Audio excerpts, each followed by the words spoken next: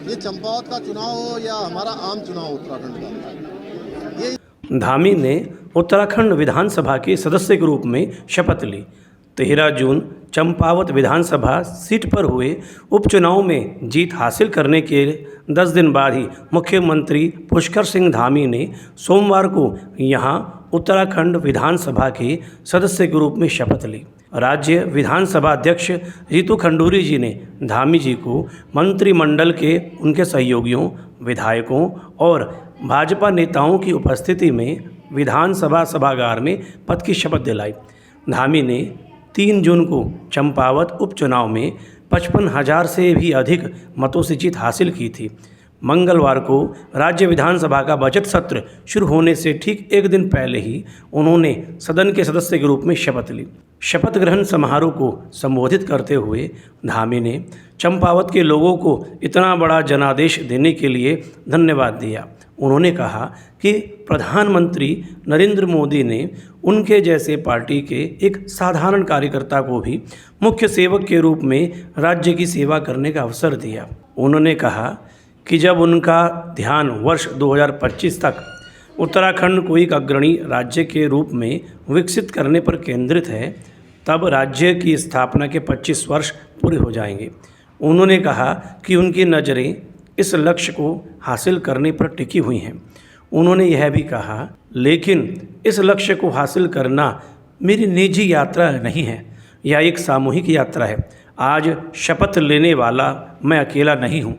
मेरे साथ उत्तराखंड का विकास चाहने वाले वे सभी लोगों ने शपथ ली है। इसलिए राज्य को उस लक्ष्य की ओर ले जाना हमारा सामूहिक जिम्मेदारी भी है। धामी जी ने एक बार फिर से कहा कि चुनाव में पहले किए गए वादे को सर्वोच्च प्राथमिकता देते हुए उनकी कैबिनेट ने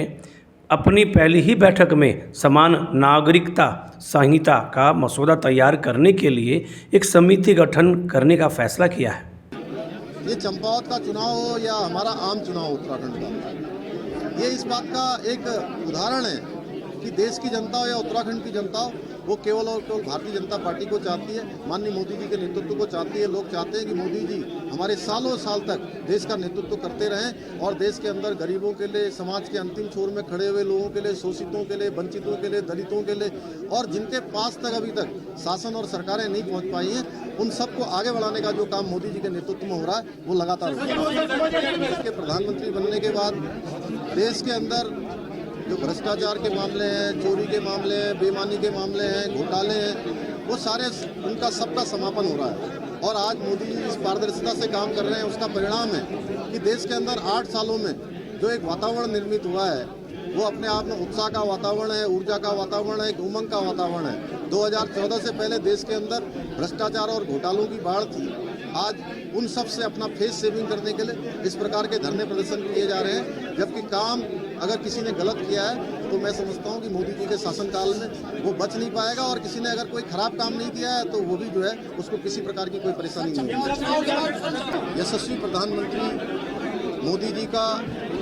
हमारे राष्ट्रीय नेतृत्व आदरणीय नड्डा जी का, हमारे गृह मंत्री जी का, हमारे राष्ट्रीय नेतृत्व का और उत्तराखंड की देवतुल्य जनता का और साथ में चंपावत क्षेत्र की महान जनता का मैं हृदय की गहराइयों से धन्यवाद करना चाहता हूं कि आज मुझे एक विधायक के रूप में आज इस समारोह में मैं आज विधिवत रूप से शपथ लेकर सेवा के लिए पुनः जो कार्यक्रम है उस कार्यक्रम के तहत जनता को समर्पित हो गया हूँ। और मैं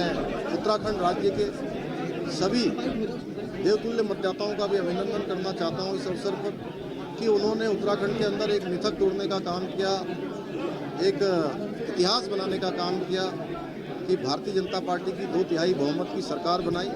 हम आज संकल्प लेते हैं कि हम हर प्रकार से उत्तराखंड को उत्कृष्ट उत्तराखंड बनाएंगे, हिंदुस्तान का श्रेष्ठ राज्य बनाएंगे। और जब हमारा रजत जयंती वर्ष मनाया जा रहा होगा तो उस रजत जयंती वर्ष में हमारा राज्य हिंदुस्तान के आदर्श राज्यों में से होगा, उसके लिए हम काम कर रहे हैं। आज 4 धाम यात्रा चल रही है, 4 धाम यात्रा को भी